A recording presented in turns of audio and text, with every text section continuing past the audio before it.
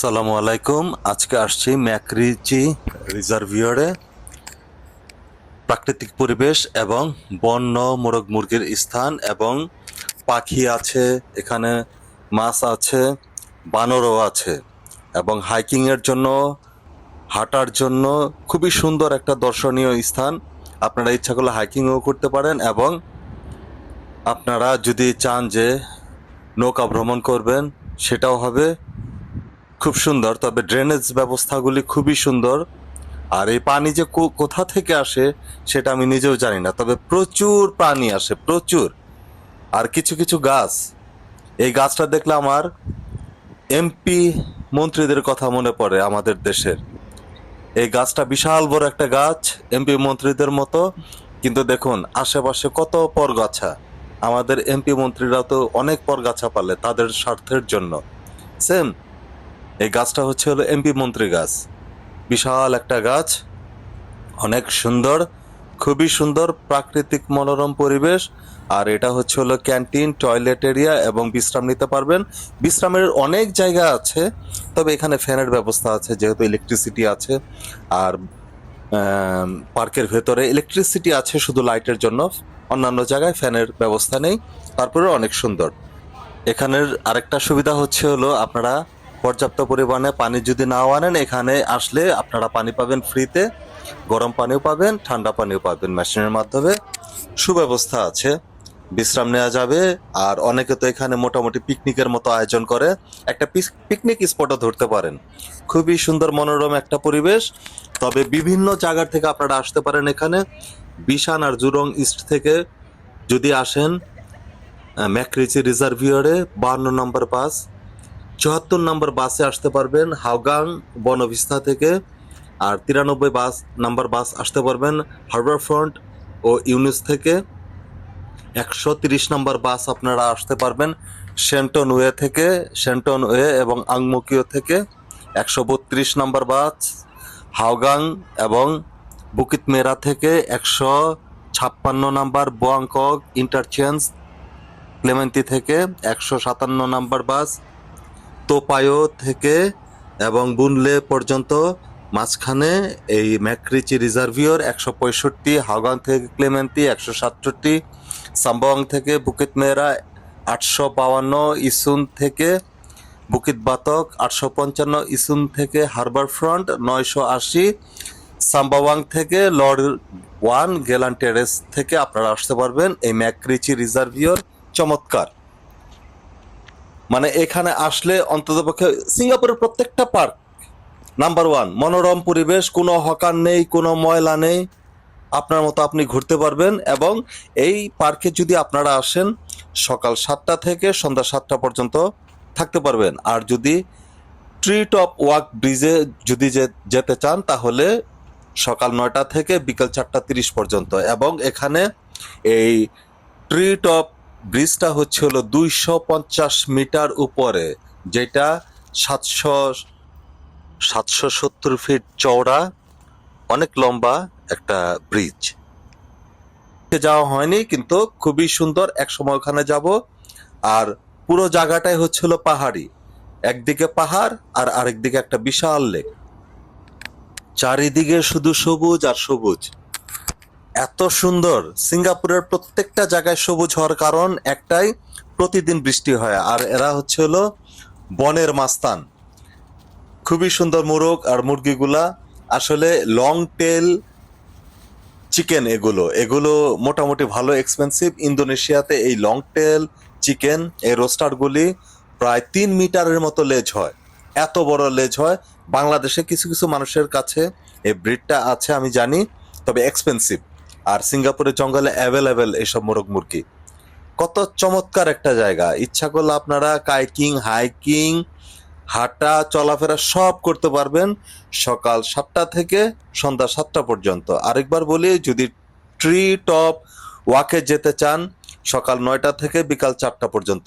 তবে মোটামুটি অনেক দূর আপনার হাঁটতে হবে, প্রায় 7 কিলোমিটার থেকে 11 কিলোমিটার হাঁটতে হবে। সিঙ্গাপুরের যত লেক আছে তার মধ্যে এই লেকটা অনেক বড়, অনেক বড়। এই লেকটা বড়, মান্দাই লেকটা বড়, তবে পানিগুলি চমৎকার, একদম স্বচ্ছ পরিষ্কার। মানুষ তো কাইকিং করছে আসলে। তবে যদি বৃষ্টি হবে হবে এরকম ওয়েদার আসেন, প্রচণ্ড গরম লাগবে। তবে বৃষ্টি হয়ে যাওয়ার পরে শান্তি পাবেন, কারণ খোলামেলা এরিয়া, প্রচুর গরম।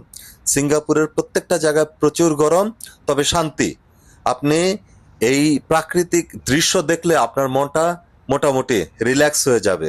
সুন্দর, মানে আপনি যদি এখানে আসেন একবার, অটোমেটিক্যালি আপনার মানসিক শান্তি হবে।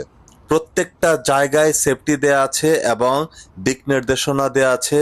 এখানে মোটামুটি অনেক বানর আছে, মাঝে মধ্যে একদম 15-20টা বানর একসাথে দেখা যায়। আর এটা শুধু উপরের দিকেই উঠছে।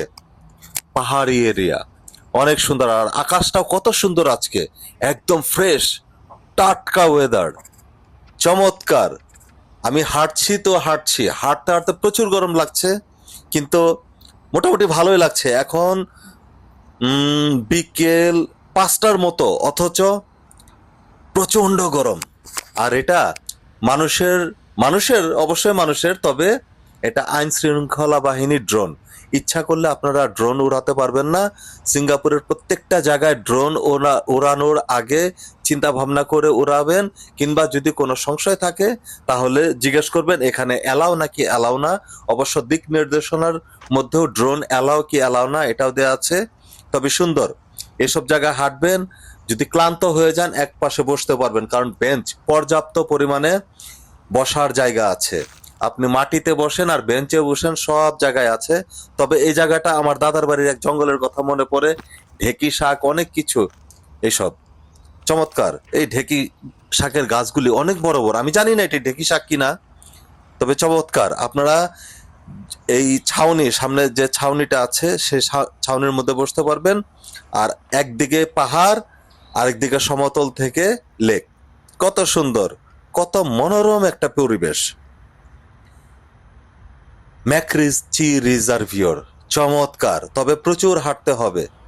এই পার্কটা আসলে মোটামুটি যদি আপনি এই পার্কটা শেষ করতে চান অনেক হাঁটতে হবে। তবে এই জায়গাটা খুবই সুন্দর, জিগজ্যাগ ওয়ে, আঁকা বাঁকা। কখনো এইটার উপরে উঠলে বায়ে যাবেন, ডানে যাবেন, বায়ে যাবেন, ডানে যাবেন, সোজা যাবেন, যাবেন আর যাবেন। চমৎকার, হাঁটতে ভালোই লাগে, তবে অনেক রোদ, কিন্তু ভালো লাগছে।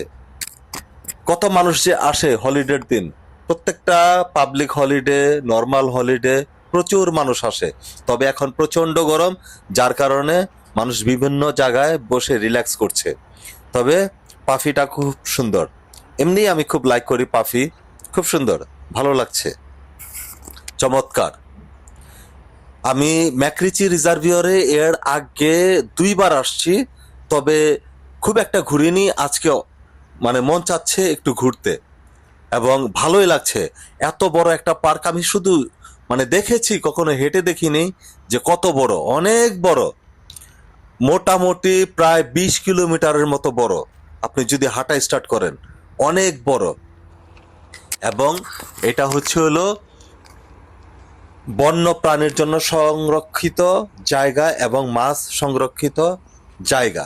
লেকটা চমৎকার, জলজ উদ্ভিদও একদম এত পরিষ্কার পানি যে আপনি জলজ উদ্ভিদ যেগুলো আছে সেগুলো দেখতে পারবেন। আমার ক্যামেরাতে আসছে না, কিন্তু দেখা যায়, এতটাই পরিষ্কার, চমৎকার। আর ওই ছাউনির নিচে বসা যায় না, আমি জানি না কেন বসা যায় না, ওখানে আমি দেখলাম যে তালা মারা। তারপরে দেখুন পানিগুলি কত স্বচ্ছ, একদম নিচের নিচের যে জলজ প্রাণী উদ্ভিদগুলি আছে সেগুলো দেখা যায়। তবে মোটামুটি অনেক কচ্ছপ আছে এখানে, কচ্ছপ দেখি বেশি। মোটামুটি অনেক কচ্ছপ আছে, আমার সামনে এখনো আসেনি, কিন্তু আছে এটার মধ্যে অনেক কচ্ছপ, অনেক সুন্দর। ম্যাকরিচি রিজার্ভিয়র অনেক সুন্দর একটা জায়গা। আজকে হঠাৎ করে এখানে আসছি, কোনো প্ল্যান নাই যে এখানে আসব, হঠাৎ করে আসা আর হঠাৎ করে ভিডিওটা করা, চমৎকার। আমার কাছে এই জিগজ্যাগ ওয়েটা খুবই সুন্দর লাগছে, একবার ডানে আরেকবার সোজা আরেকবার বায়ে, চমৎকার। মানে একটা জিনিস যে করেছে মানুষের, মানে ভাব, মনের যে ভাবটা এরা বুঝতে পারে। আসলে এরা হলো মনের ডিজাইনার। একটা জাতি যত শিক্ষিত হবে, মানুষের মনের ভাবটা ততই বুঝতে পারবে। আর আমাদের দেশে দেখুন, শিক্ষিত মানুষরা ওদের দেশ। আপনার এলাকা যদি ছোটখাটো একটা ট্রেন স্টেশন থাকে, দেখবেন জায়গাটা কি পরিমাণে নোংরা। তার মানে আপনার এরিয়া নোংরা এবং টেক কেয়ার করার কোনো মানুষ নাই। আর যদি ওখানে একটা পুলিশের এসপি আসে, যদি একটা ডিসি আসে, যদি একটা এমপি আসে, যদি একটা মন্ত্রী আসে, দেখবেন আপনার এলাকাটা একদম ঝকঝক করে ফেলবে। দেখবেন যত বাজে ছেলে পেলে আছে সব সোজা হয়ে যাবে।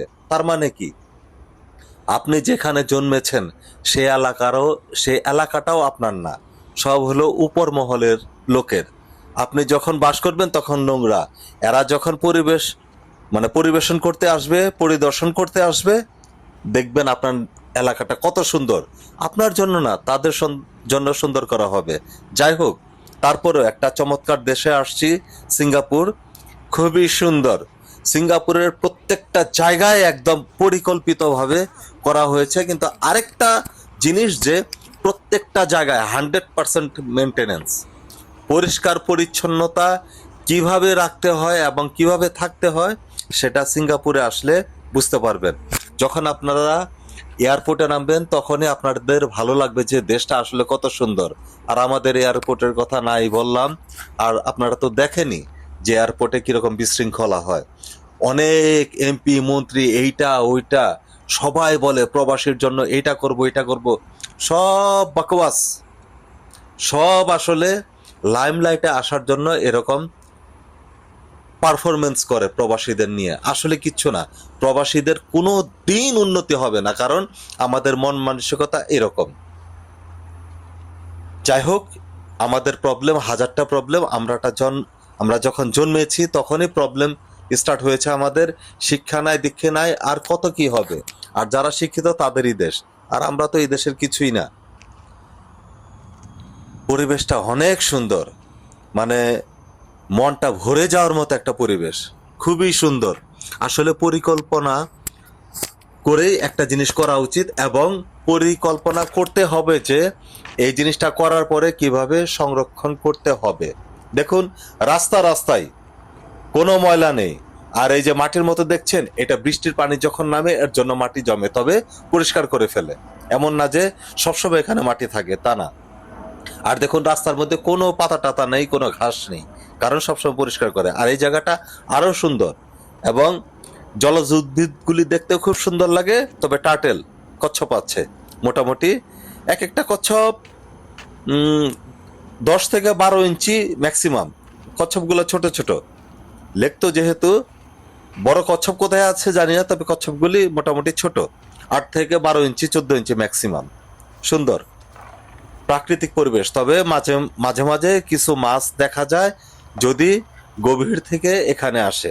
তবে এখন প্রচন্ড গরম, যার কারণে সম্ভবত এই পাড়ের পানিগুলি গরম, এর জন্য মাছ এখানে আসে না। ভালো, চমৎকার, সুন্দর জায়গা।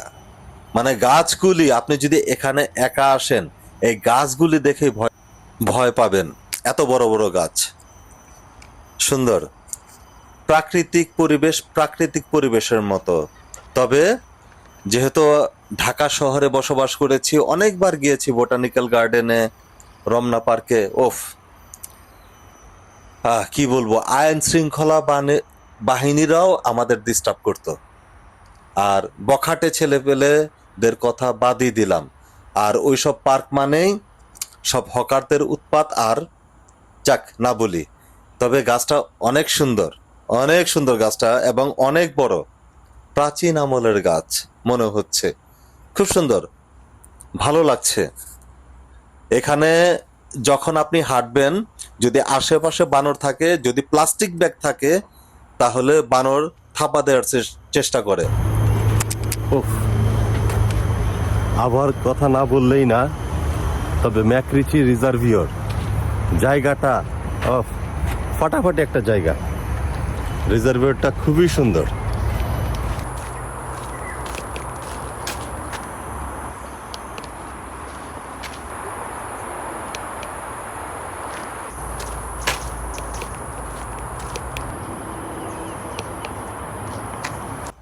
তবে চেষ্টা করবেন প্লাস্টিকের ব্যাগ যেন আপনাদের না থাকে, তাহলে বানর থাপা মারে। এই দেখুন, বানরকে এরা খাবার দেয়নি। এখানে পশু পাখিদের খাবার দেয়া নিষেধ। বানর থাপা দিয়ে খাবারগুলি নিয়ে গিয়েছে। যাই হোক, প্রথম পর্ব এখানে শেষ করছি। দ্বিতীয় পর্বে ইনশাল্লাহ আপনাদের সাথে দেখা হবে। সুস্থ থাকুন, আমার জন্য দোয়া করবেন। ইনশাল্লাহ আল্লাহ আপনাদের ভালো রাখবে। সবার সুস্থতা কামনা করে শেষ করছি। আসসালামু আলাইকুম।